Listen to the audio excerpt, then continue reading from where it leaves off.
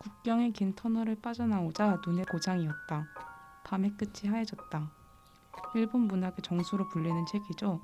가와바타 야스나리의 설국입니다. 그날 똑똑히 알았다는 거야. 죽으면 사람의 몸이 차가워진다는 걸. 맨뺨에 눈이 쌓이고 피 어린 살얼음이 낀다는 걸. 여기 눈을 말한 또 다른 작가가 있습니다. 바로 제주의 눈인데요. 오늘 소개할 책은 한강에 작별하지 않는다입니다. 당신의 일상에 생각을 더하는 곳. 여기는 중신집방입니다.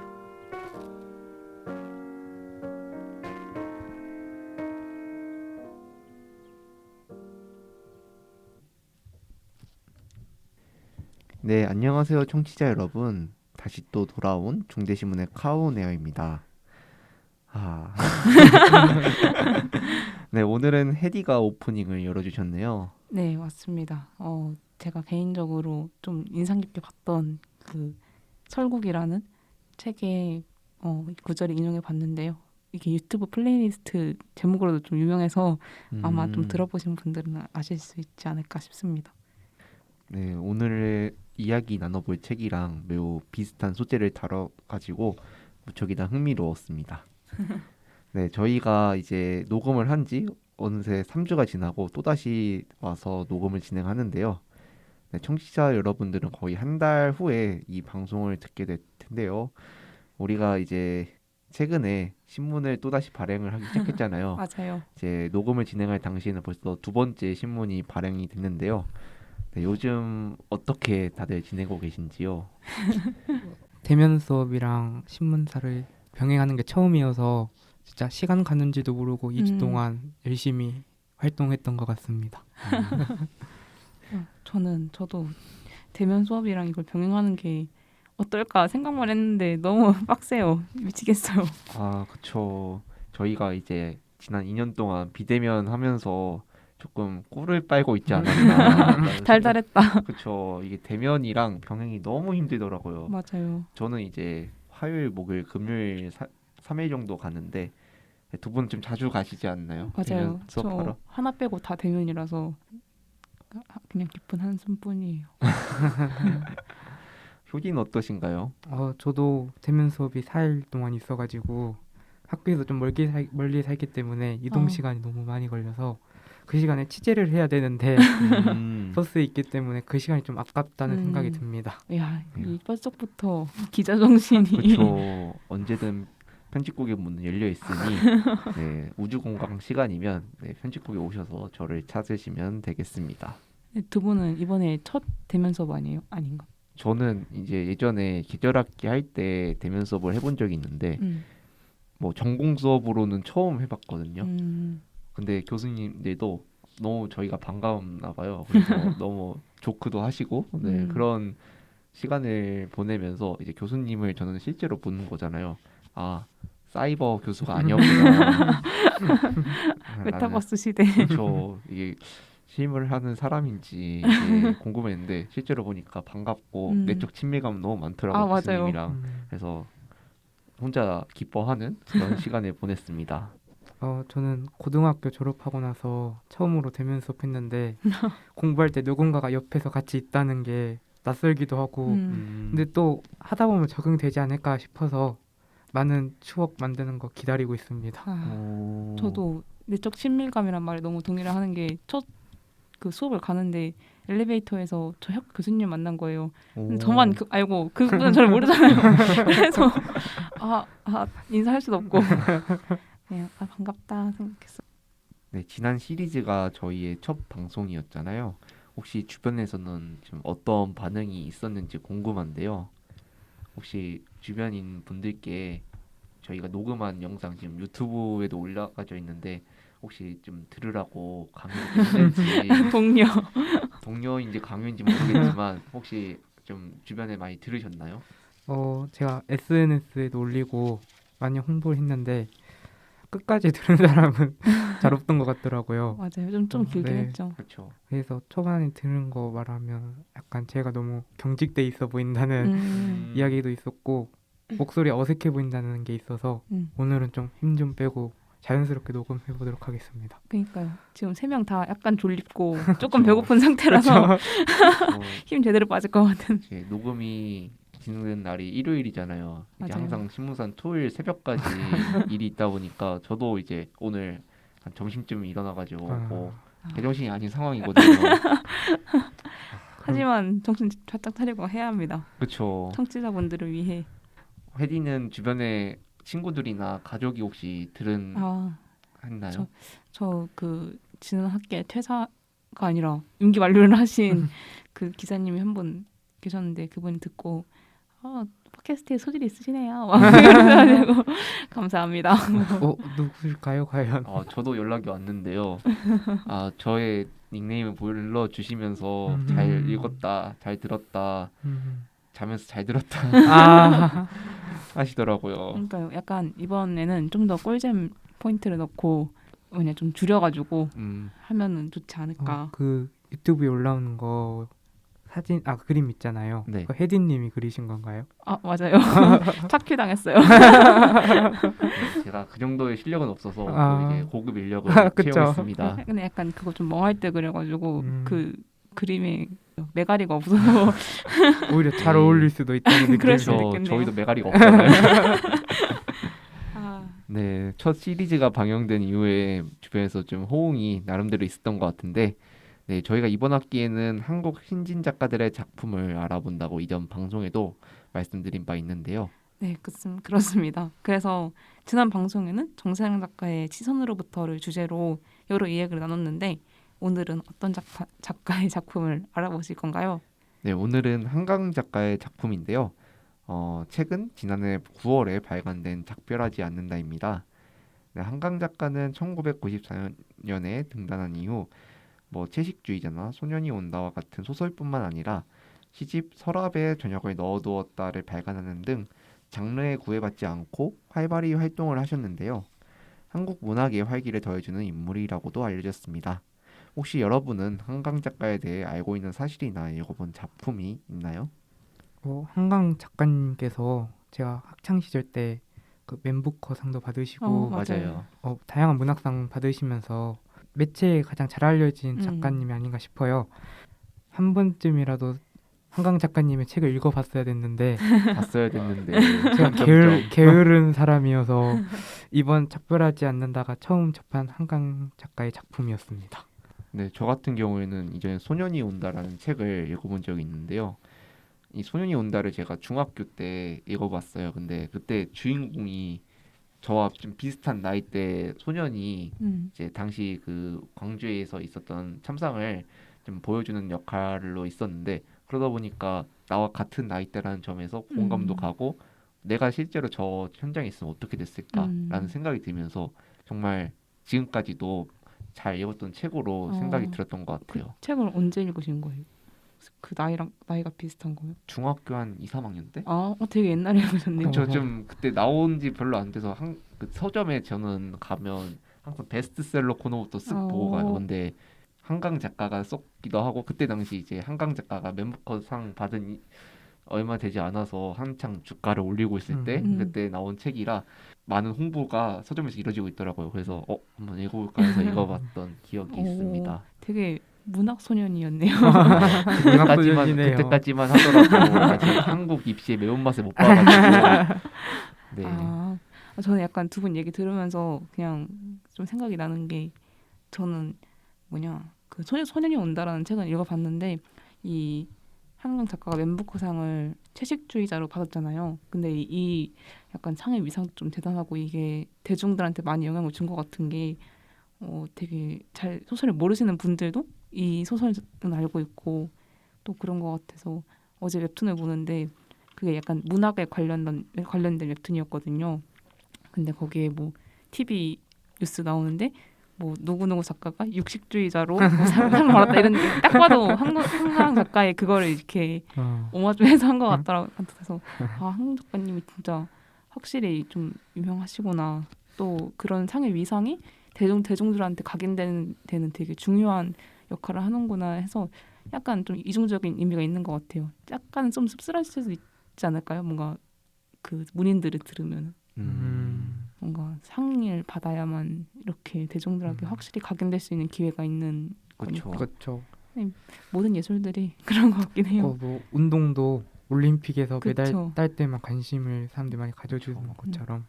또 이제 이런 작가들은 등단을 해야지 어느 정도 인정을 받고 그러잖아요. 그 등단하는 것도 어느 명망 있는 뭐 일간지나 그런데 등단을 해야 작가로서 명망을 떨치고 이제 나 작가다 으스대고 그러다 보니까 네, 좀 그렇게도 볼 수 있겠네요. 맞아요. 진짜 이렇게 정말 유명한 작가님이다 보니까 저희뿐만 아니라 청취자분들도 여러 작품이 떠오르셨을 것 같은데 소년이 온다에서는 광주 5.18 민주화 운동의 참상을 알렸다면 작별하지 않는다에서는 제주 4.3 사건을 다뤘다고 합니다.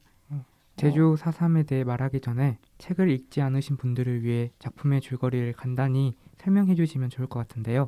버디가 소개해 주시겠어요? 네, 입원한 친구의 세를 보살피기 위한 특명을 받고 서울에서 제주로 말만 들어도 조금 힘들어 보이는 과제인데요.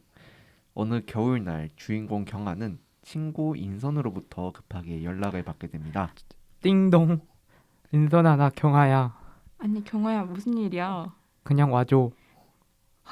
경아야 무슨 일이야? 나 목공하다가 손가락이 잘렸어. 뭐라고? 괜찮아? 아니, 개 아파.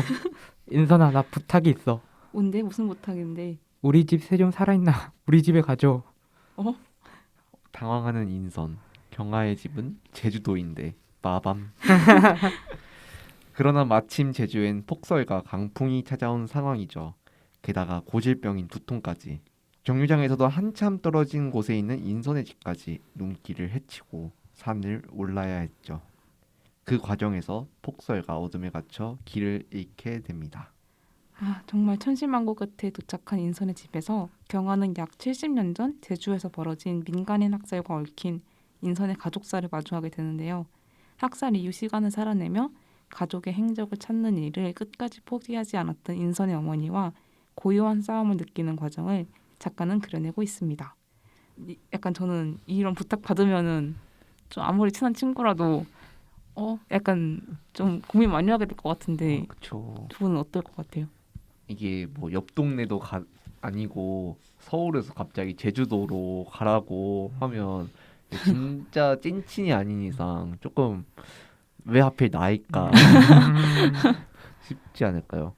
이게 뭐 휴가 때 뭐 비행기표도 사주고 게스트하우스도 예약해서 같이 뭐 재밌게 놀아보자 이래서 오라는 게 아니고 맞아요. 나 혼자서 제주도 산골 쪽으로 갑자기 태풍도 오는데 가라는 거니까 맞아요. 그게 당황스럽고. 맞아요. 그렇죠. 그게 뭐 누군가 아픈 뭐 어머니를 병간호 해라 가달라 그게 아니라 새 좀 보살펴달라고 그러니까요. 가라고 하는 거니까 당혹스러울 것 같은데 그렇죠. 저는 이 책을 개인적으로 이런 좀 재미가 있다고 생각을 했었어요.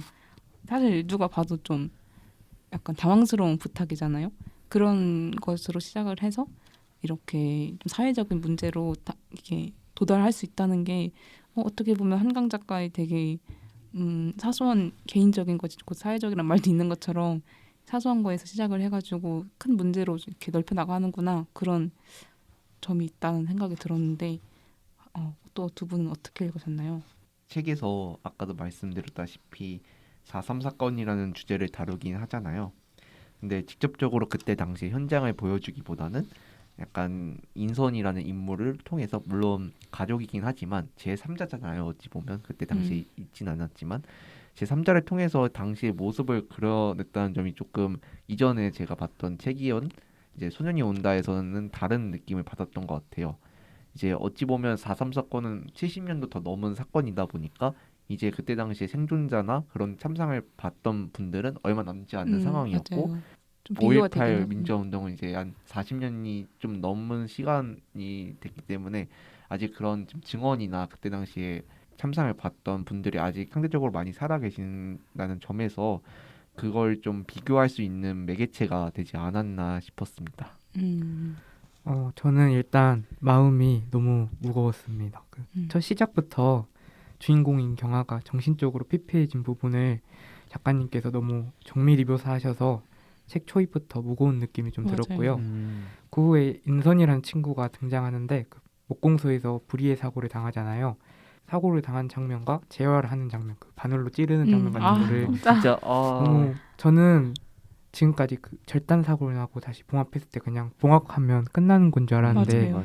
그런 재활이 있다는 것을 또 알게 되어가지고 상상만 해도 끔찍했던 생각이 납니다. 또 그 인선의 그간 행적들이 역사적으로 아픔을 겪은 사람들의 발자취를 따라가는 거잖아요.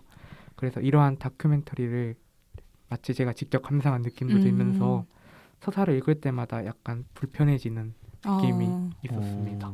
약간 저 두 분 얘기를 듣고 생각이 난 건데 먼저 환인 얘기 들으면서는 그 어쨌든 이게 사회적인 참사를 다룬 거니까 또 생각이 든 게 어떤 문제를 좀 대중적이다, 대중적이지 않다 이렇게 평가하는 게 막 올바른 그런 건 아니지만 어쨌든 이제 대중적인 것들이 있고 비교적 그러지 않은 것들이 있잖아요. 근데 광주에 관한 이야기는 비교적 많은 사람들이 아는 데 비해 뭔가 사사함은 그렇게 그거에 비하면 많이 알려지지 않았으니까 또 일부러 또 해주신 게 아닌가 그런 생각도 들고 그런 의미에서 더 의미가 있는 작품이라는 생각이 또 드는 것 같아요.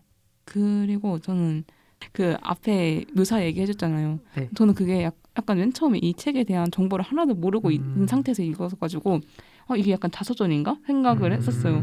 이게 약간 한국 작가님의 그 개인적인 상태를 앞 서술하는 에필로그인 건가라는 생각을 하다가 읽다 보니까 아닌 거예요. 그래서 그러니까요. 저도 인터뷰 찾아보니까 둘이 되게 겹쳐 보이는데 그 본인이냐라고 이제 물어보는 질문에서 작가님이 그런 건 아니다라고 하시더라고요. 그래도 어느 정도 투영되지 않았을까요? 그쵸. 쓰다 보니까. 약간 소설을 들 때 그렇죠. 이렇게 독자분들이 이거 작가 본인 얘기 아니야라고 그렇죠. 쓰면서도 이거 내 얘기라고 오해하는 건 아닌가 이렇게 그러니까요. 조심스러운 면도 있는 것 같아요. 약간 되게 자세하잖아요. 그 그쵸. 삶이 뭐 딸도 있고 그 딸도 있는데 되게 삶이 뭔가 이렇게 그런 것까지 신경 쓰지 못하는 정도의 정신적인 피해도 있고 그런 게 되게 딥하다라는 생각을 좀 많이 했던 것 같아요. 작별하지 않는다라는 그 사선 사건의 주제도 그렇고 전개 방식이 그렇게 밝진 않아서 보는 내내 마음이 좀 가볍지는 않았던 것 같아요. 확실히 제목에서도 상당히 중요한 메시지를 담아있고 있는 책인 것 같아요. 작품 속에서는 4.3 사건뿐만 아니라 우리나라의 근현대사를 상당히 조명했는데요. 개인적으로는 우리나라의 지금 근현대사 발전 과정이 매우 기이한 형태라고 생각이 들었어요. 이제 우리 내부적으로는 빠른 시간 안에 빠른 발전을 이루긴 했다고 자부하지만 그 속은 그리 완전치 못한 불완전한 상태로 지속되었다고 생각이 들었습니다. 책에서는 그 불완전을 잘 드러낸 것 같은데요. 여러분은 작품 속에서 가장 인상 깊었던 부분이나 구절이 있다면 무엇인지 궁금합니다. 저는 큰 에피소드를 보자면 그 인선의 엄마인 정심이 4.3 사건의 진상을 밝히기 위해 했던 일련의 활동들에 대한 에피소드가 매우 인상이 깊었습니다. 이전까지는 정심이 인선이 어렸을 때는 다른 엄마들보다 더 늙었고 힘없는 존재로 그려졌고 이후에는 치매를 걸려 어리광을 피우는 존재로 나타났잖아요. 네. 이런 정심이 이제 1960년대라는 교통도 빈약하고 아직 군사 정권 아래에서 좌익과 관련한 사람들에 대한 조심스러움이 남아있을 때 4.3 사건에 대해 진상을 밝히기 위해 주도적으로 그 육지로 나가서 활동했다는 것 자체가 반전감이 느껴졌고 그쵸. 존경심까지 들게 된 에피소드였던 것 같습니다. 약간 그 에피소드가 되게 열악함이 눈앞에 펼쳐져서 맞아요. 내가 다 걱정이 되고 내가 다 그렇죠. 얼마나 힘들까 약간 그렇게 이입하게 되는 그런 것 같아요. 근데 그럴 수밖에 없었을 것 같긴 해요. 왜냐하면 네. 효진은 뭐 외동이신가요? 저 누나 있습니다. 그렇죠. 혜디도 동생이 네. 있지 않나요? 저도 동생 있고 가족 중에 한 명이 갑자기 사라져가지고 어딘가로 사라졌는데 어딘지도 몰라요. 그게. 근데 그게 우리가 예상하기로 여기다라고 생각을 하니까 어떻게든 찾고 싶어하는 마음이 그 정심이라는 인물에게서 뚝뚝 떨어지는 것 같은 거예요. 그래서 그 상황에 제가 대입을 해보니까 저 정도로 해서 끝나는 게 신기하다. 저는 진짜 전국 팔도를 다 돌아다녔거든요. 그렇죠. 근데 약간 또 생각이 드는 게 얼마나 거대한 그 국가라는 상대를 경쟁자라는 그런 걸 두고 한 개인이 싸워야 되는 거잖아요. 그렇죠. 그게 너무 우리의 일상과도 좀 닮아 있고 모두가 비극적인 일을 겪지 않다 보니까 이런 일들을 어쨌건 소설에서 통해서 간접적으로 보게 되는데 되게 사회적인 소설이다라는 생각은 또 들었던 것 같긴 해요. 앞에 오프닝에 썼었던 구절 그 똑똑히 알았다는 거야 이 부분이었는데 눈을 이제 매개로 하잖아요. 그 눈이라는 거를 저걸 보고 저렇게 생각을 하는구나라는 생각도 또 들고 그리고 또 좋았던 부분이 그 제주도에 가서 버스를 타고 이렇게 친구 집에 가야 되잖아요. 근데 걔가 가는 그 과정이 너무 순탄하지가 않잖아요. 그쵸. 너무 눈도 많이 오고. 근데 저는 이 책을 그 강릉 가는 버스에서 읽었거든요. 신문사에서 한번 강릉을 여행 갔었는데 터미널 그리고 목적지가 정해져 있는 버스 이렇게 되게 안정적인 그런 경로들이 보장되어 있는 상태에서 이렇게 고난이 많은 그런 사람의 상태를 보니까 삶이라는 게 얼마나 깨지기 쉬운가 이런 생각을 좀 하게 되더라고요. 우리가 버스를 타거나 지하철 타면은 당연히 홍대 입구역 도착할 거라고 생각하고 타잖아요. 근데 만약에 도착하지 못한다면 어떻게 될까 그런 생각도 들고 그런 거에 비해서 보니까 우리 삶이 진짜 엄청 견고하게 돼 있지만 그만큼 또 깨지기 쉽구나 그런 생각이 들었던 것 같아요. 같이 강릉 가는 버스에서 저는 자고 있었는데 혜디는 많은 생각을 하셨군요.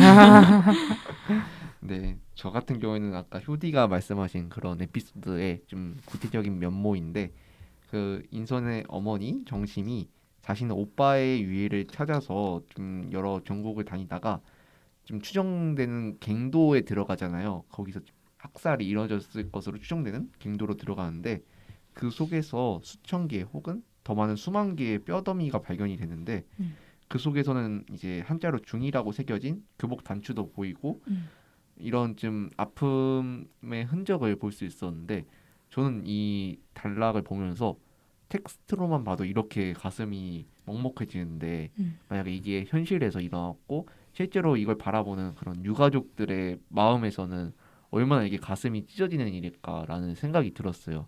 중자라는 그 단추가 특히 저는 마음에 좀 담겨져 있는데 이게 중학생이면 지금의 저희보다 더 어린 맞아요. 친구들이잖아요. 그런 사람들도 이렇게 피해를 입고 많은 피해를 입었다는 사실이 조금 한스러울 수도 있겠다라는 생각이 들었어요. 그렇죠. 약간 그 중이라는 글자가 되게 상징적이고 강렬한 것 같아요. 또. 보통 우리가 학창 시절에 중고등학교 때 문학 작품을 공부하고 또 분석도 하잖아요. 이 표현은 무슨 효과를 주기 위해서 사용한 표현이다라고 하나하나 분석하듯이 이 소설에서 각 매개체의 역할과 의의에 대해서 한번 생각을 해봤는데요. 저는 작중에서도 가장 많이 등장하면서도 비중 있게 다뤄진 개체가 새라고 생각이 들었어요. 맞아요. 인선이 기르는 앵무새인 아마의 생사를 파악하기 위해 경아가 제주도에 가게 되잖아요.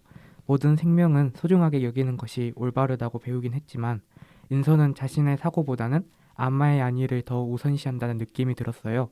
작가는 어떠한 생각을 갖고 이 새의 상징성을 부여했을까요? 진짜 놀랐던 게 그 아까도 말했지만 손가락에 바늘이 들어가는 그 아픔보다도 앵무새가 살아있는지를 더 먼저 챙기는 게 이게 현실적으로 있을 것 같은 나 같은 아파서 눈물 흘리고 있었을 것 그쵸. 같은데 새고 뭐고 지금 당장의 아픔이 더 눈에 들어왔을 것 같은데 이 새가 그만큼 작중에서 중요하다는 걸 보여주는 대목인 것 같아요. 맞아요. 이제 제목도 작별하지 않는다잖아요. 그러니까 작별을 한다는 거는 우리 잊혀진다는 거와 의미가 같다고 보는데 이제 말 그대로 작별하지 않기 위해서는 잊지 말아야 한다는 그런 생각을 했어요. 새가 종류가 앵무새였잖아요. 또 앵무새는 사람의 말을 따라할 수 있는 그런 특성이 있잖아요. 그렇다는 점에서 이제 새가 가진 의미는 이제 이런 새가 살아 있어야 우리가 뭐 인간의 말을 되뇌이고 그런 역할을 하다 보니까 잊혀지지 않게 하는 그런 매개로서의 역할을 하지 않았나라는 생각이 들었어요. 뭔가 저는 들으면서 약간 새를 생각하는 게 우리가 보통 반려견이나 반려묘를 키우니까 더 낯설은가 생각을 했는데 내가 손가락에 그 바늘 찔러야 되는 상황인데 반려견은 생각하진 않을 것 같거든요. 전 이게 새라서 더 낯선 게 아니라 그냥 그 사람이 약간 있는 환경 자체가 너무 고난이 있다 보니까 더 그런 것 같다는 생각도 들었고 말 들으면서 그 앵무새라는 점이 좀 더 애착을 갖게 하는 것 같아요. 그렇게 이렇게 말을 대화할 수 있다는 점에서 원래 우리가 물고기보다는 강아지를 좀 더 애착이 있어 하잖아요. 그게 약간 지능 그러니까 지능이 맞나? 이렇게 좀 교감할 수 있는 게 있으니까. 그쵸. 물고기는 쓰담쓰담 못하잖아요.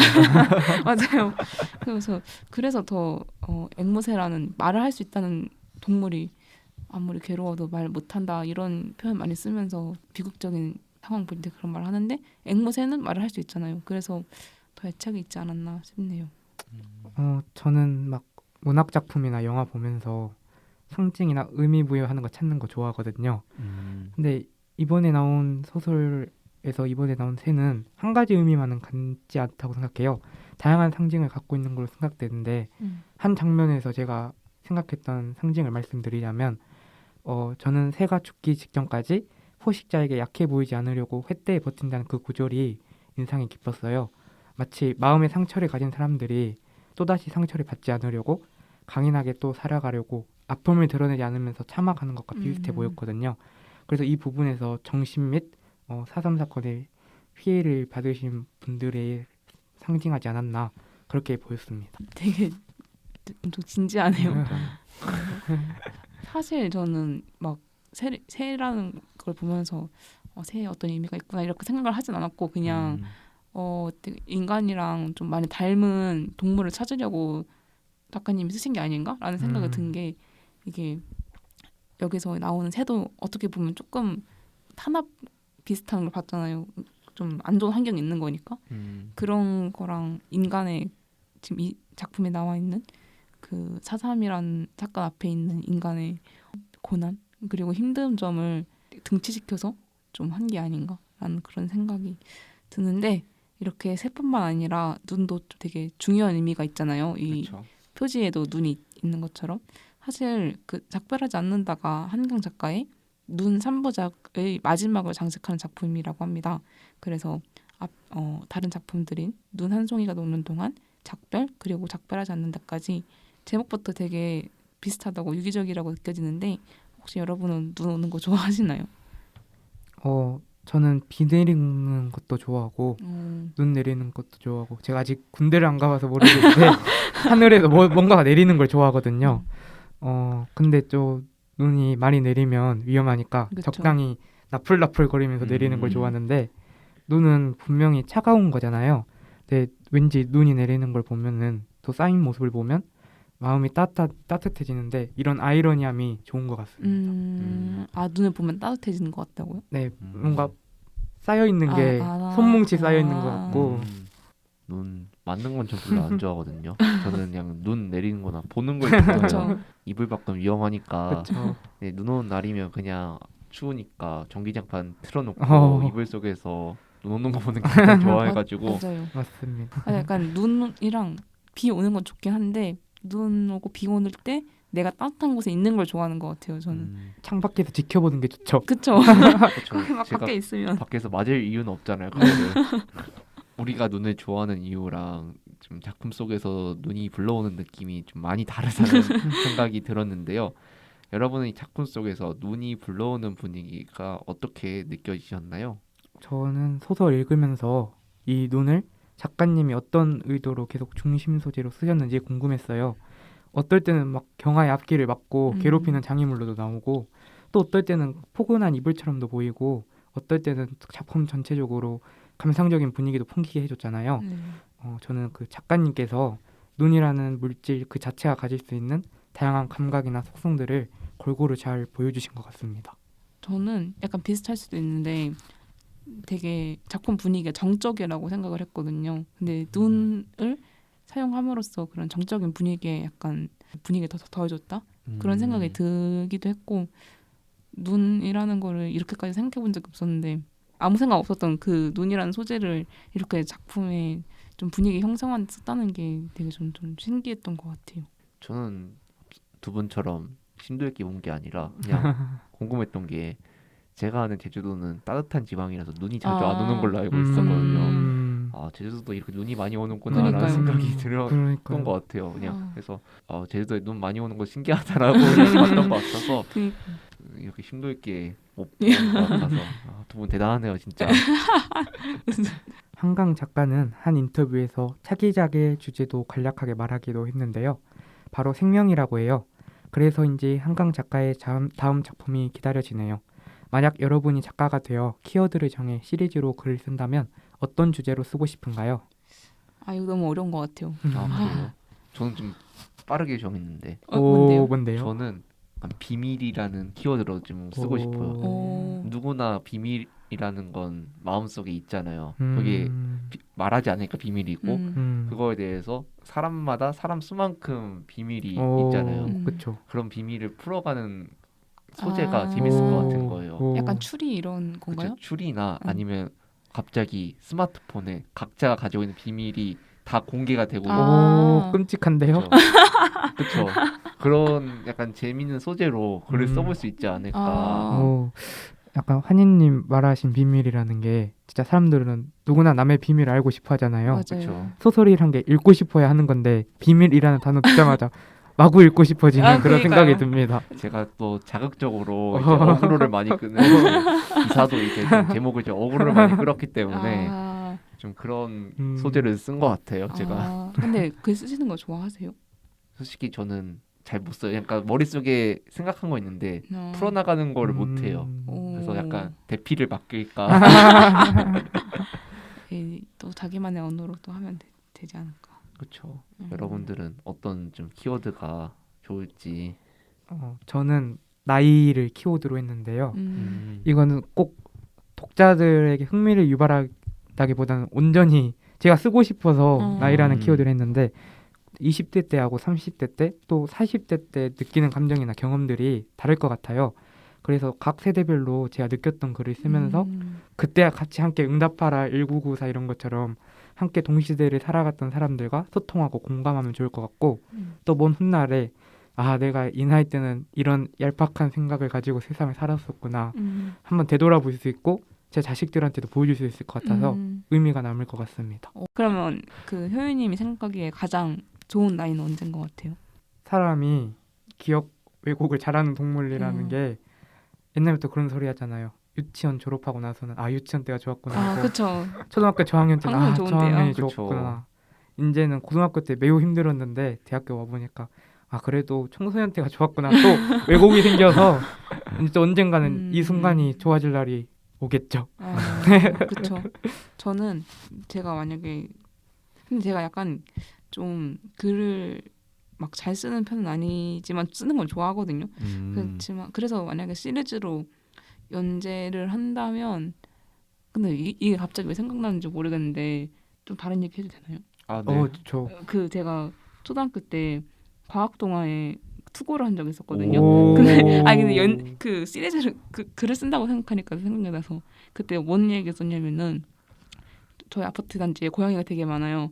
고양이들이 사는 지하 세계가 있는 거예요. 그런 생각을 해서 그럼 만약에 시리즈를 연재를 한다면 약간 동물들의 삶 그런 걸 생각했었어요. 그냥 갑자기 뜬금없이 생각나서. 아, 과학동화 누가 투고하나 했는데 제 옆에 계셨거든요. 근데 그때 어떻게 했는지 모르겠어요. 초등학교 6학년이었는데. 그럼 과학동화 그때쯤 나왔던 거 한번 찾아보겠습니다. 아 정말 이렇게 각자의 개성이 너무나도 두드러지는 키워드였는데 저는 이거 녹음하기 전에 포털 사이트에 있었던 그 다른 분들의 어떤 평가나 서평 같은 걸 봤거든요. 근데 유독 이 작품이 한강 작가 작품 중에서 호불호가 좀 많이 갈리는 것 같아요. 물론 호랑 불호를 절대적으로 나눌 수 없긴 하지만 여러분들이 느끼시기에 이 책에 아쉬운 점이랑 좋은 점이 있었다면 좀 어떤 게 있었는지 한번 얘기를 해봅시다. 제가 감히 아쉬운 점을 평가할 수 있을지 모르겠는데 제가 좀 문학적인 좀 소양이 좀 약해요. 네. 이 이야기는 조금 어려웠던 소설이었던 것 같긴 해요. 처음에 저도 아까 혜디가 말한 것처럼 자서전인 줄 알았거든요. 살짝 네. 자전적인 얘기해가지고 뭐지 했는데 또 그건 또 아니고 작품 가는데 갑자기 병원이 있을 것 같은 형아가 왜 다시 여기 나타나지? 너무 머리가 어지러지는 거의 지난번에 시선으로부터의 가계도를 보는 듯한 복잡함이 들었거든요. 그래서 소설 연기가 복잡했던 것 같아서 그게 좀 아쉽긴 했는데 저는 소재가 너무 좋았던 것 같아서 근데 이런 포장하는 듯한 느낌이 드시죠. 근데 약간 그건 맞는 것 같아요. 좀 소설이 쉬운 얘기는 아닌 것 같다. 어렵다라는 인상은 받긴 받았어요. 저도 버디처럼 밑에 깔고 가자면 저는 항상 책을 읽을 때 항상 제가 부족한 독자라고 생각을 하고 이해하지 못한 부분이 많다고 생각을 하는데 이번에는 환상과 현실 간의 모호성이 느껴졌다 해야 되나?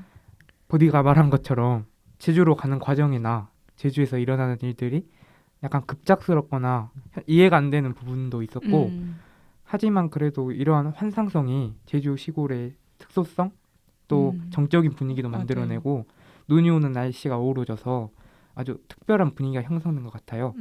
그리고 다른 부분의 평가는 뒤로 하고 저도 그렇고 그동안 4.3 사건에서 대해서 이름만 들어봤거나 교과서로만 배운 사람들에게 약간 충격을 주는 소설이라고 해야 되나? 이런 기능을 한 것만으로도 저는 아주 좋은 소설이라고 생각됩니다. 개인적으로 한국 작가님 작품을 하나밖에 안 읽어봤지만 손일이 언제밖에 그래도 되게 좋아하는 작가님이거든요. 근데 이번 소설은 뭐랄까 약간 되게 초반부랑 중반부까지는 집중력이 좀 좋았거든요.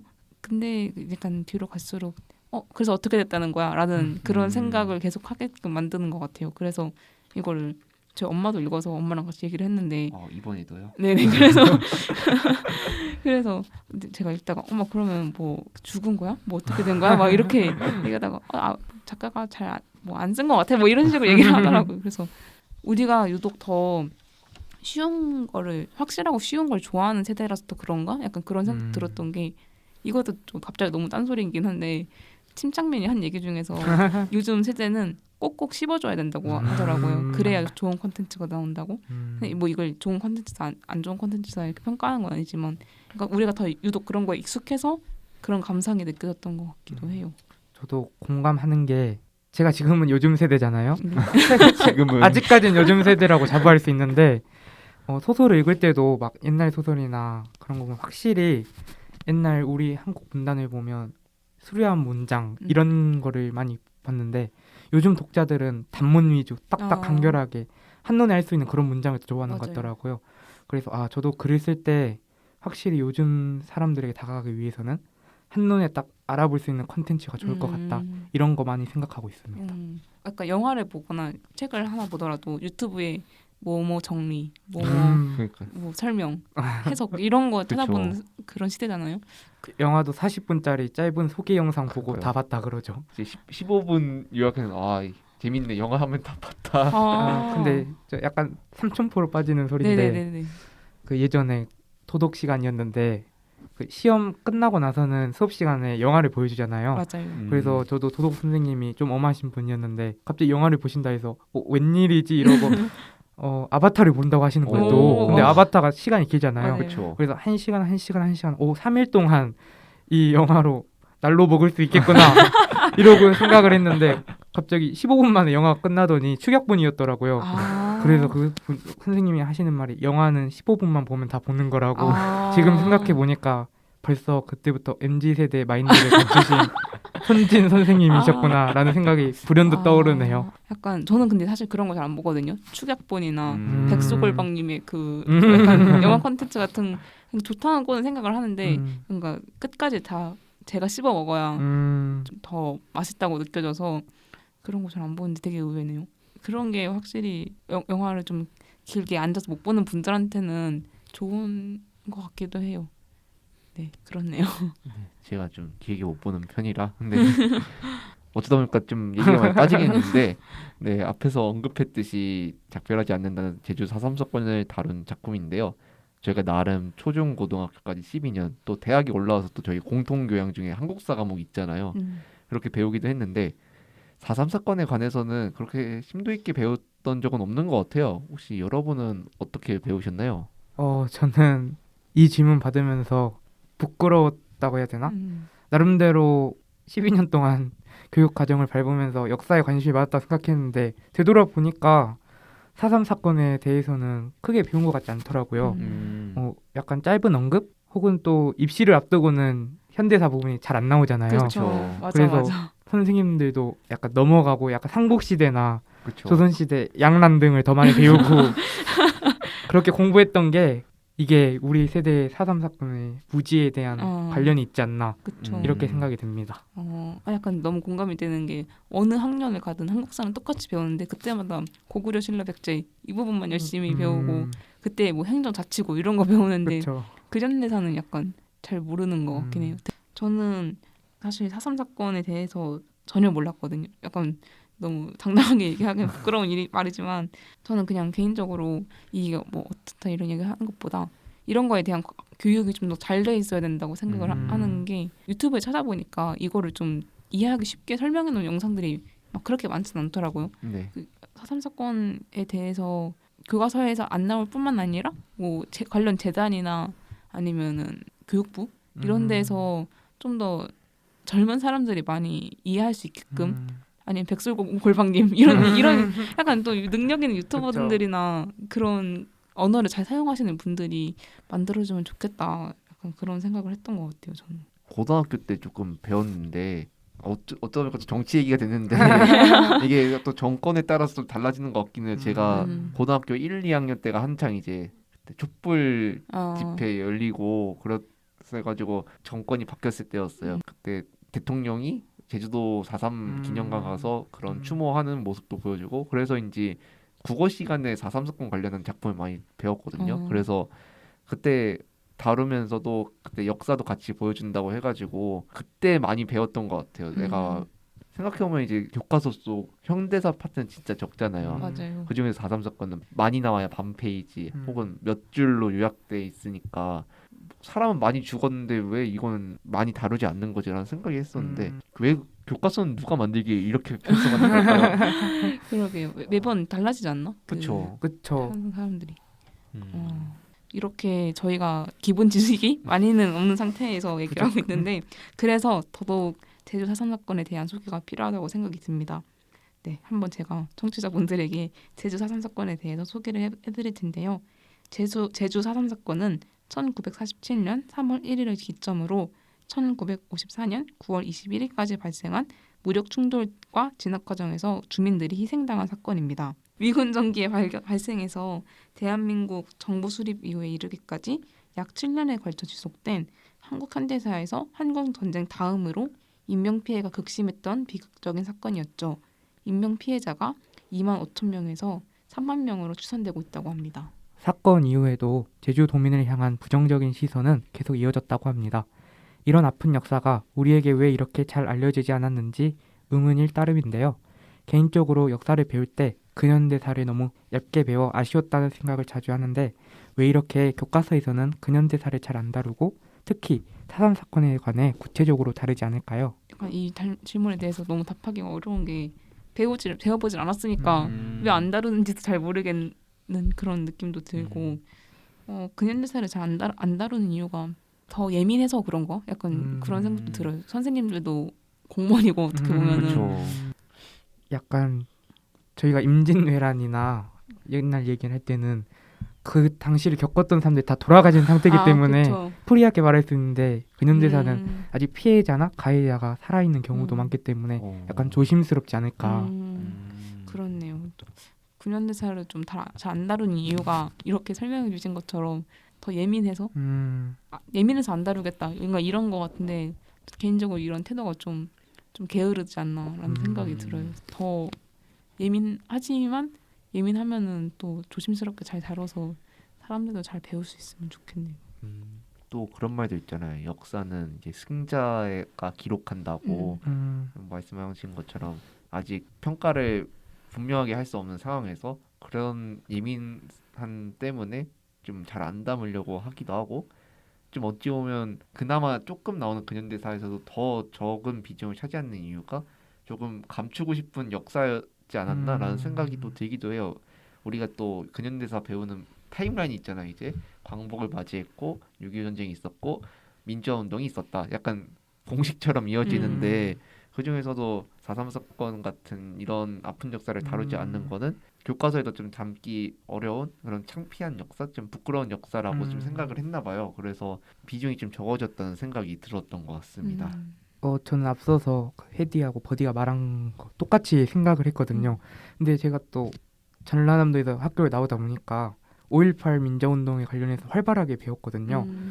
문재인 대통령이 처음 당선했을 때도 막 5.18 민주운동에 대해서는 계속 헌법에도 시차고 이런 의견도 말하고 활발하게 논의가 됐었는데 유독 4.3 사건은 오히려 5.18 민주운동보다 더 이전의 사건인데도 많이 언급이 안 되더라고요. 맞아요. 그래서 왜 4.3 사건은 5.18 민주운동과 다르게 정치권에서나 시민사회에서도 자주 언급이 안 될까 이런 의문이 많이 들었습니다.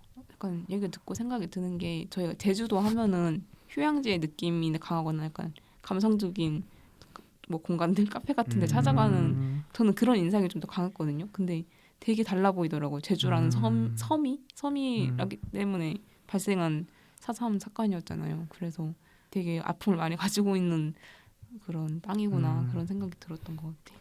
네, 점점 이야기가 무르익어가고 있는데요.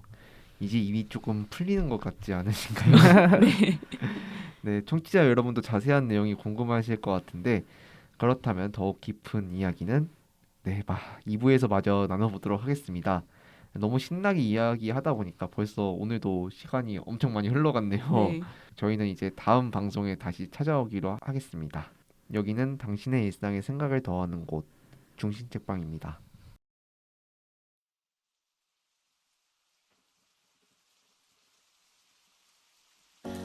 어느새 빗물이 내 발목에 고이고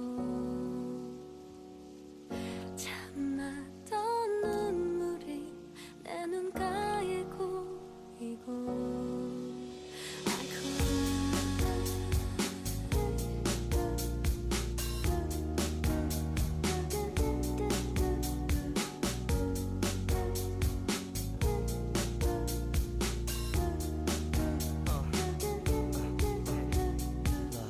비방의 시계 소리 지금과 입 맞추는 비의 소리 오랜만에 입은 콧주머니 속에 반지 손틈새 스며드는 메모리 며칠 만에 나서 보는 밤의 손 고인 빗물은 작은 거울 그 속에 난 비틀거리며 아프리카 그대 없이 난 한쪽 다리가 짧은 의자 둘이서 쓰긴 작았던 우산 차가운 세상에 손 같았던 우산 이제 너무 크고 어색해 그대 곁에 늘 젖어있던 왼쪽 어깨 기억의 무게에 고개 숙여보니 버려진 듯 부러진 내 신발끈 허나 곁엔 오직 비와 바람 잠시라도 우산을 들어줄 사람 And I cry 어느새 빗물이 내 발목에 고이고